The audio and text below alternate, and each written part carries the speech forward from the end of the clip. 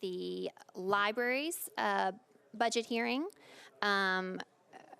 Director Oliver is with us, and Director Oliver, if you would share your colleague that's with us and maybe any other staff members that you'd like to introduce, we'd appreciate it. And council members, if you could please stop chatting and listen to Director Oliver. Thank you. In the interest of time, let's keep moving along. Thank you.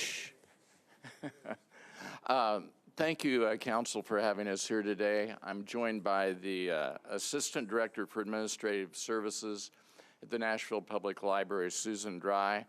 And in the gallery, we have our board president, Keith Simmons. Keith, raise your hand. And board member Joyce Searcy is with us today. And I'm also happy to introduce a few of our administrative staff. Assistant Director for Community Engagement and Education, Elise Adler. Assistant Director for Main Library, Jenna Schmidt. Assistant Director for Collections and Technology Services, Felicia Wilson. And our Communications Manager, Andrea Fanta, is handing out our new Unbound edition. And I would like to point out that we feel like we're missing somebody today.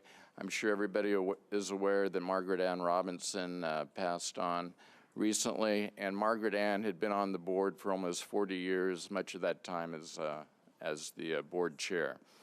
Before I begin a brief roundup of what happened at the library this year, I have some good news for Councilperson Hurt. We are actually doing a NASA pilot at 3 park locations this summer with 200 children or 200 students. So we are after that, and we are very much interested in collaborating with the parks.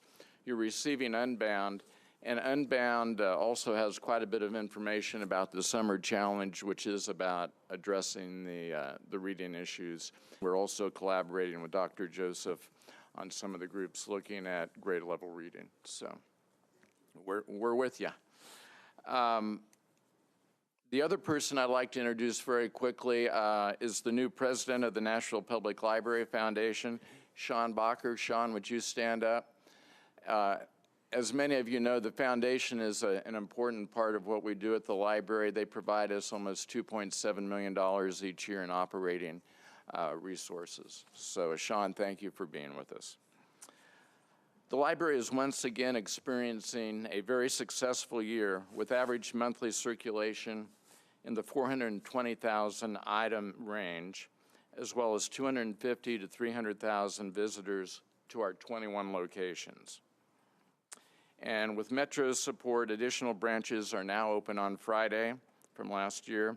The main library's conference center will be closed this summer for refurbishing, including new carpeting and paint. The Madison Library is scheduled to begin a major renovation this fall. And in planning for the future, NPL completed its facilities master plan earlier this year, laying out a timeline for preferred maintenance and growth of the library's footprint within the county to keep pace with Nashville's growth. And the goal there is to have every citizen within the county within 3 miles or 15 minutes of a library facility. I'm excited to report that in July, the library will go live with a joint online catalog system between the Nashville Public Library and the Metro School Libraries. And this will not only provide greater access to books for students, but will be a major step in cost effectiveness. Along with a number of Nashville Public Library's education and literacy initiatives, Limitless Libraries continues to receive national attention for its groundbreaking cooperation between the public library and MNPS. And as an added note, since the library is very much interested in being reflective of the community, I'm happy to report that the library has achieved a 31% diversity in its workforce. It is now my pleasure to present the library's recommended budget changes for the 2018 budget. First, the transition of foundation positions, $100,000 in salaries for a program specialist in the area of volunteer services, and a program supervisor for Wishing Chair Productions. And the library actually has 559 active volunteers of which 253 come on a weekly basis. And in 2016, total volunteer hours equaled 25,685, equating to $605,139 worth of labor based upon independent sector averages. And a real quick calculation will tell you that that's more than 10 FTE. So we really rely upon those volunteers. Wishing Chair Productions is the library's puppet troupe. And annually, somewhere between 100 and 110,000 children and family members are in attendance at our shows. And what the Wishing Chair goal and mission is to actually provide literacy experiences for children. And we are one of the few libraries left in the country that approach literacy in that manner. And we are very fortunate in that we actually have professional entertainers on staff to make sure that happens. And as we collaborate throughout the county, we collaborate at MNPS locations, Vanderbilt Center for Latin American Studies, TPAC, Country Music Hall of Fame, Room at the Inn, and others, just to name a few. So those two positions will be going in those areas. Then, as we talk about NASA, the Nashville After Zone Alliance, there's $221,700 is being recommended in the mayor's budget. And that funding is being used for an additional 50 to 70 slots, which will serve an additional 100 students on average. And the reason for that is actually students do not stay in the program the entire year, so that some of those slots tend to rotate over. And NASA is also expanding beyond its boundaries slightly and looking to serve underserved populations that are adjacent or near to the existing zones. And then finally, in the area of capital, it has been recommended that the library receive $500,000 to begin building design, site acquisition, and programming for a new Hadley branch library. And Hadley is actually the oldest branch, other than the Carnegie libraries, in the library system. It was built in 1952. And that is very quickly my presentation. Thank you, Director Oliver. Moving on to questions then, Council Lady Erica Gilmore. Thank you, Mr. Oliver. We appreciate you, and we appreciate the libraries and all that's going on. That's really exciting to hear about Hadley. I just had a quick question. I wanted to see, and maybe you could send it to me if you needed to, just kind of follow up in a detailed breakout. You had mentioned about 30% of your workforce at the library being diverse, and I just wanted to hear more about that. Like, how do you define diversity, and just a breakdown of that? Actually, I have that summary with me if you'd like to hear it. I would like to hear it. We're about 25% Black, 1.3% Hispanic, Asian or Pacific Islander, 2.66%, American Indian, Alaskan Native, about 0.25%, and about 1% other races as identified.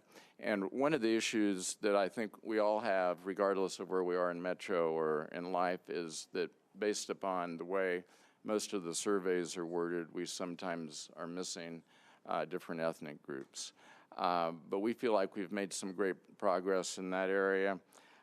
We've been adding diversity at our upper pay grades as well. Maybe that, we don't have to discuss that, but if you could just, I would like to see that in terms of management in those roles. Thank you. I appreciate it. And a shout out to Elise back there. I love me some Elise Adler.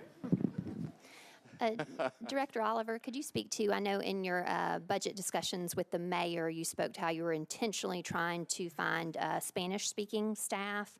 Can you speak to those second language abilities and how you're working on that? Sure. It's very critical that the library branches and staff reflect the languages being spoken in the community.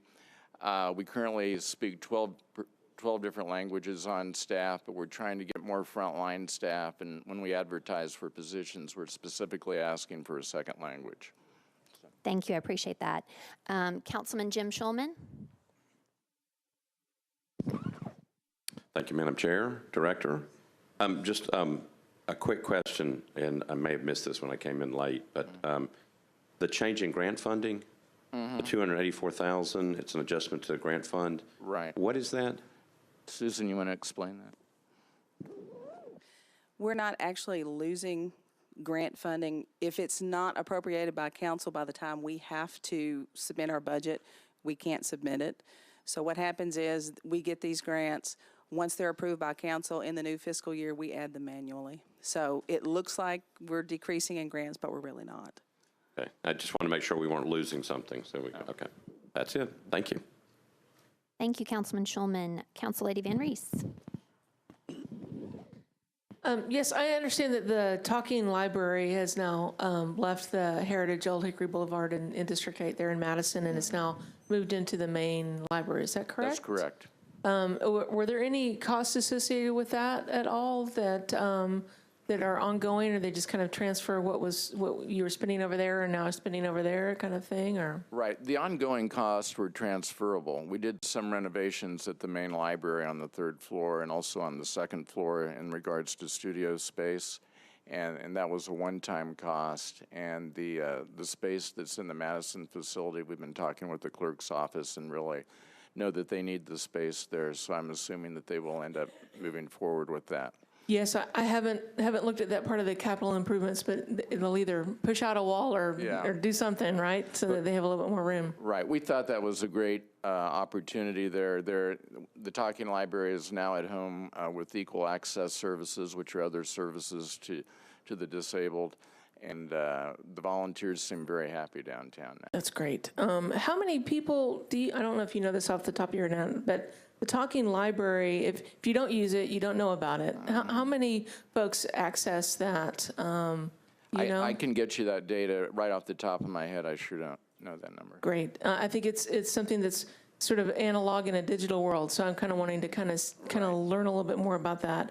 And just to follow up on the diversity that was mentioned when we had the Human Relations Commission in last week or last year, whenever that was, we talked about the new self-identification options through the HR department. And if you have any questions about that, I would love to be able to make sure that we're including LGBT staff to be able to self-identify for those statistics as well. Great. Thank you. We appreciate that.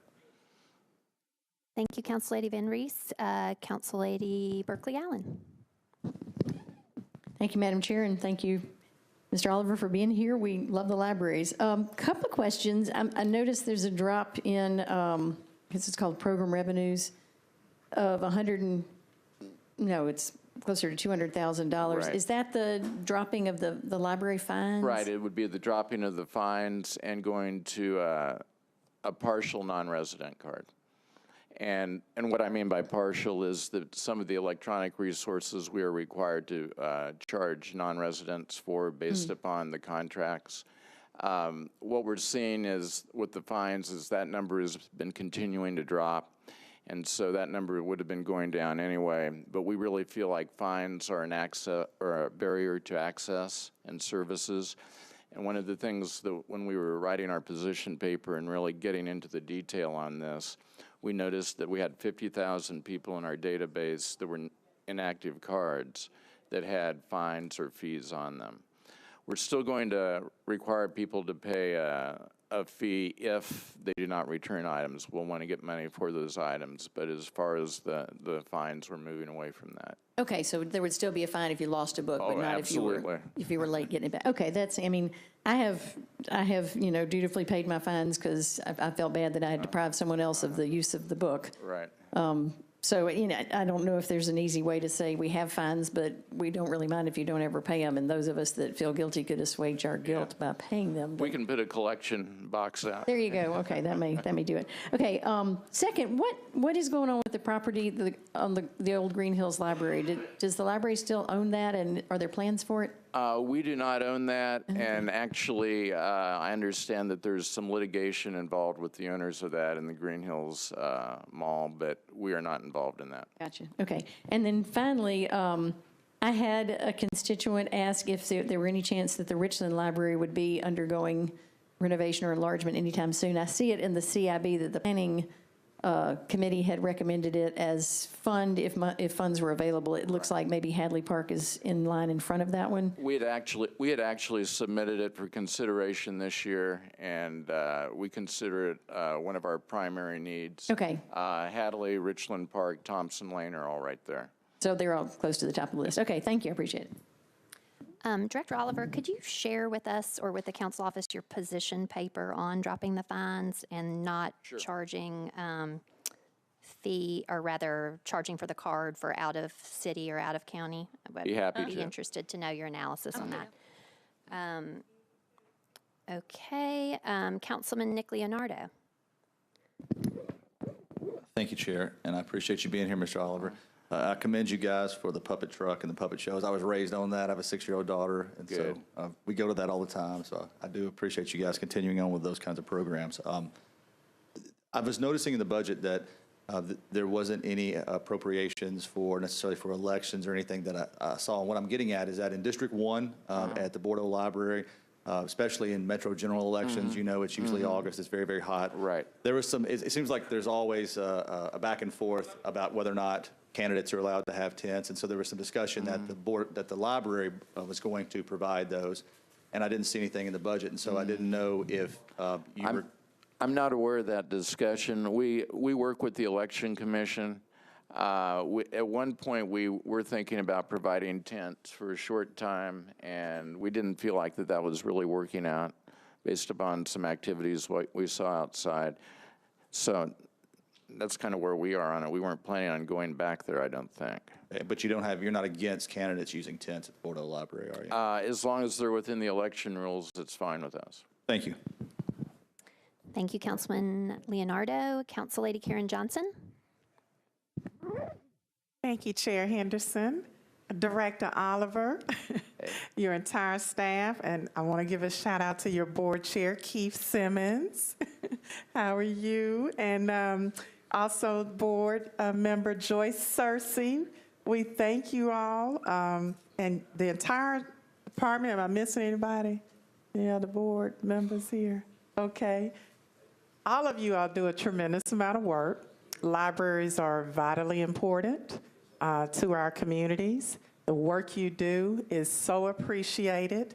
I wanted to thank you specifically. I see in the budget that you have requested $100,000 for program specialist and program supervisor for Wishing Chair Productions. Right. And I'm assuming that it's because there is an increase in the demand for the productions, because I know you all came out and provided that for us at the Southeast Community Center at our events. Right.